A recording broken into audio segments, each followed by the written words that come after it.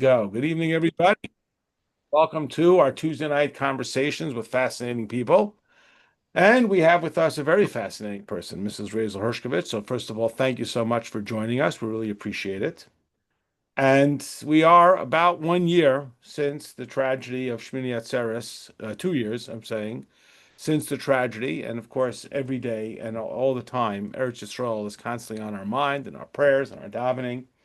And I actually met Mrs. Hershkovich in the airport as she was on her way to Eretz Yisrael way back when. Oh, that's And right. you're back.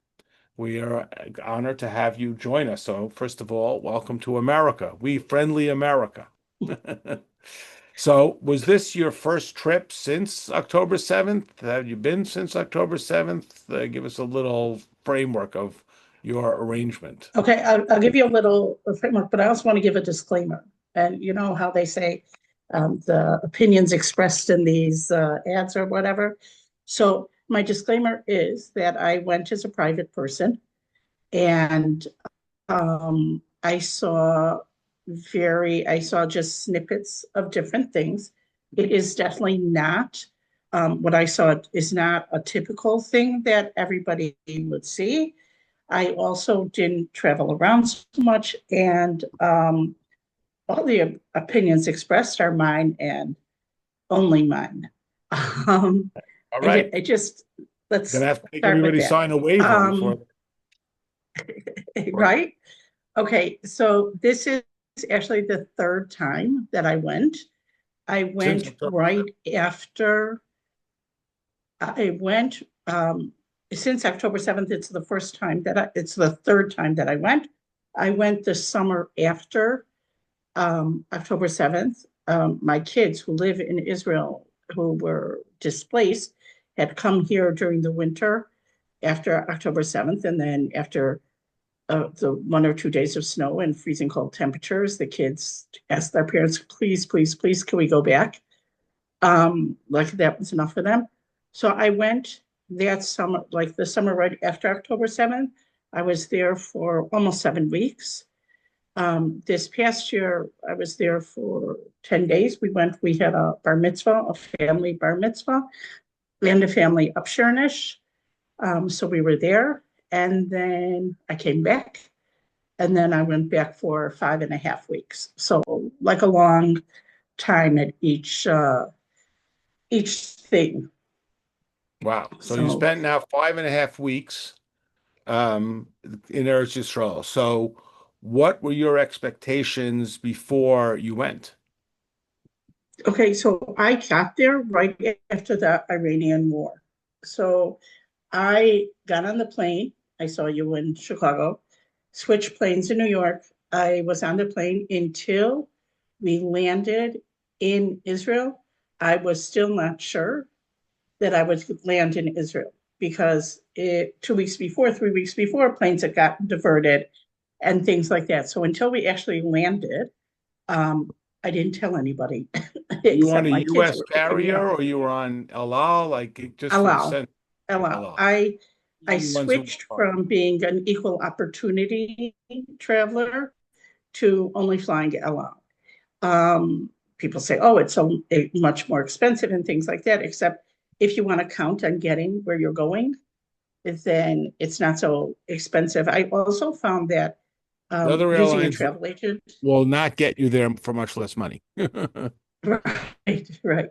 Um, I use a travel agent, and a little in the summer I'm flexible with time, so I ask him to find me like the cheaper days to fly. Um, so I got there, and when I first got there, I feel like everybody was still recovering from the war. People were overtired, grouchy. They hadn't slept a lot in the past 2 weeks because a lot of the missiles came at night. Um, they were very stressed out. Everybody had like some degree of trauma and very, like a little bit on edge. The kids had not been in school, and that's like their end of school time. So the kids hadn't been in school. People hadn't taken vacations that they planned. There was a lot of not unrest, but like people were not so comfortable. Like it was, and the discussion, like the discussion when you went to the pool, or the discussion when you were someplace was, well, where were you home during the war? Where did you go? Do you have a mamad in your house? Do you have a safe room in your house? That was like the discussion.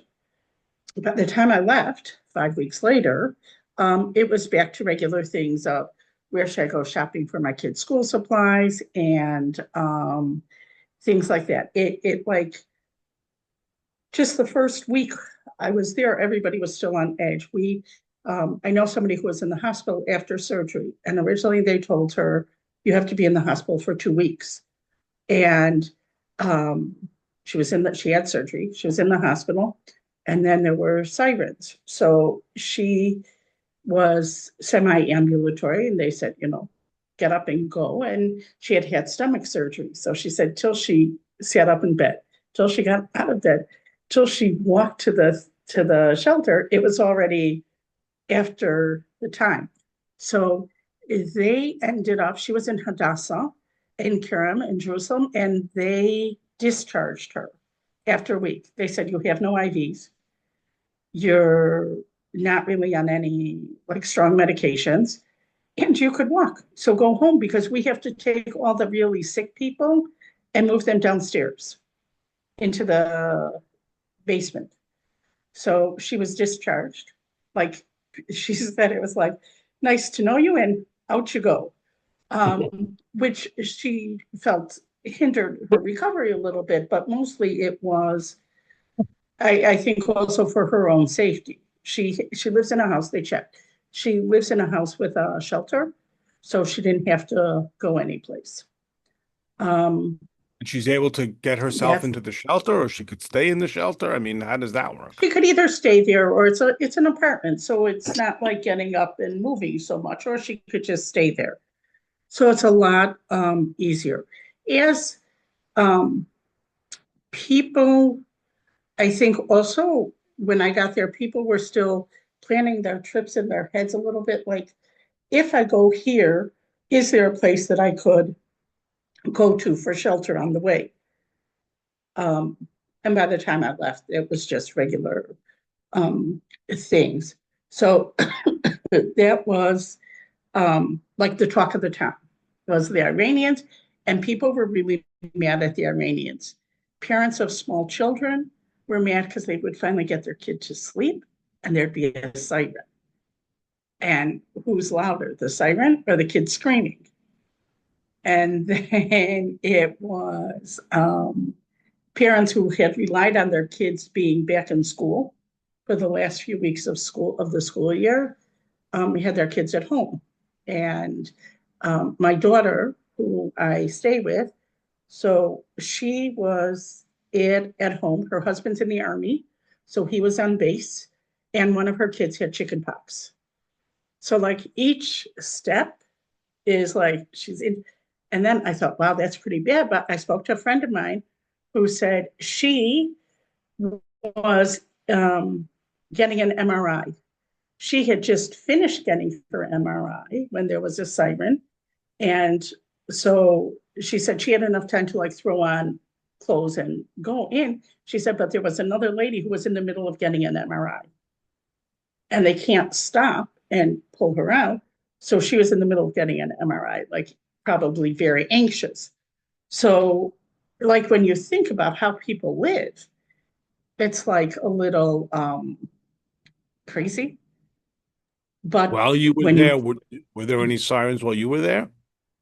so I have best luck in the world, meaning seriously, we went swimming. My daughter lives near Kibbutz Sa'ad, and we would go there in the mornings, like 8:30 in the morning to go swimming.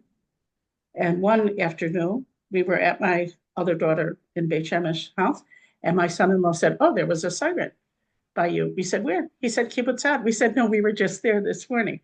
Basically, wherever there was a siren, where I wasn't. So, like, I would travel to the north, and this happened also in May. I would travel to the north, there'd be a siren in the south. We'd go back south and there'd be a siren in the north. So I'm not sure what it was. This time, I've been in Israel before when I've been in when there have been sirens. And it's a little, the first time you go through it, it's a little scary. The scary thing now, I think, is that there are kids who sleep through sirens because they're so used to it. They're like, what? What siren? Yeah, there was a siren.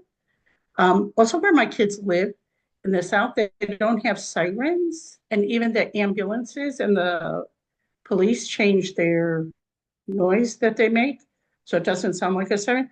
They get a voice saying Tseva Adom, like red, code red, code red, code red. And that's how they know, because they found that it was too traumatic for children Well, can to you always state be for at us, sirens. American couch potatoes who, if we have to wait online, at the grocery store behind three people, we're in therapy. What does it mean to hear the siren? I mean, not at this trip and previous trips, did you ever actually hear an explosion? Did it ever come to a point where you really feared that there was direct danger? So, yes, I mean, meaning that you always feel there's a missile, there's going to be danger. But I think that is a very different sense than you get here. So I felt much safer in Israel than I do here. Not my neighborhood. My neighborhood is pretty safe, but you don't hear about like petty crimes so much in Israel. It's like you don't hear about carjackings, you don't hear about things like robberies, things like that. It happens, but not to the same extent. And the thing with the sirens is everybody knows what to do. And I think that's the big thing. Everybody from a small child on knows what to do. So if if there's a siren, let's say, and the kids are in school, they know what to do. Now, the older kids, if there's a siren and they're in school, they're so excited because that means the teacher stops teaching. And the little kids, the nursery teacher brings in toys and stuff for them. But I really don't feel like it's I think also people are just aware of situations. So like if they want to go someplace, they'll just check the news or check the home front command and things like that. And some people say, you know what? I can't. I just have to go on with my life and I can't be bothered. I'll just go on with my life. And you can't stop living because of the war. Now, where my daughter in the South lives, it's very noisy. It's very noisy at night. It's very noisy during the day, but it's not our noise, meaning it's on the Gaza side. So you hear the fighter jets going in. You see the helicopters. Sometimes it's not good to see helicopters because the helicopters are what's used to evacuate wounded soldiers. Um, you hear the fighter jets and you hear and feel the vibrations of artillery, like very, very strong.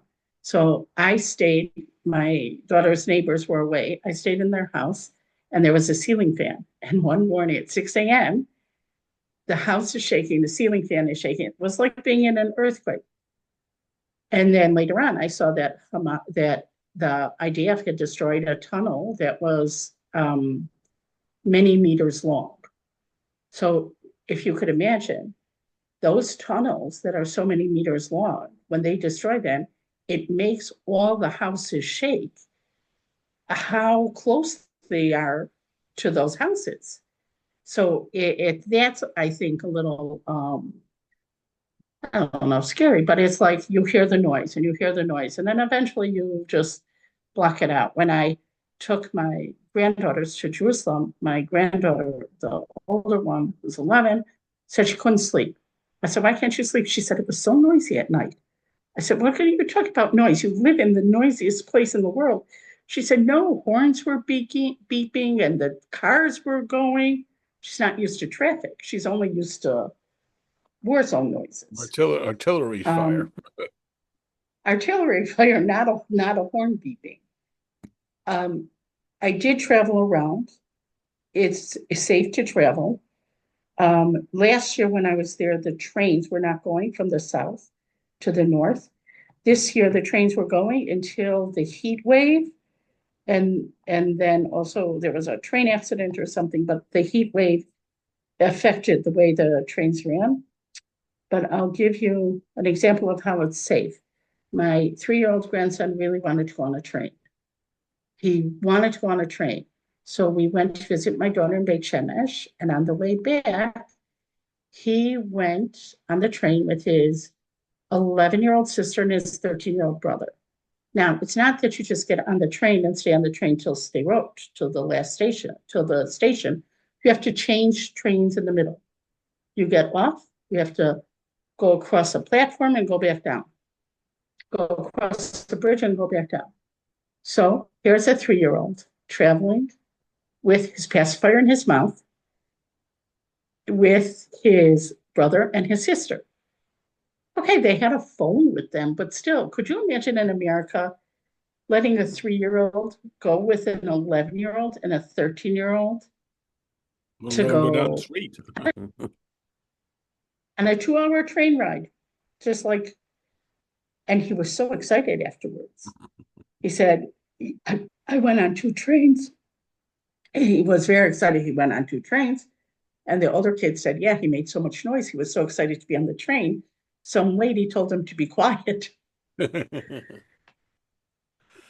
So what would you So say is that's your greatest takeaway from the experience for somebody who maybe is toying with the idea, I'd like to go, but maybe it's not safe, maybe it's not smart, or maybe everything's closed and I won't be able to get pizza. I mean, what would you say is your greatest takeaway from your experience of having been there for 5.5 weeks?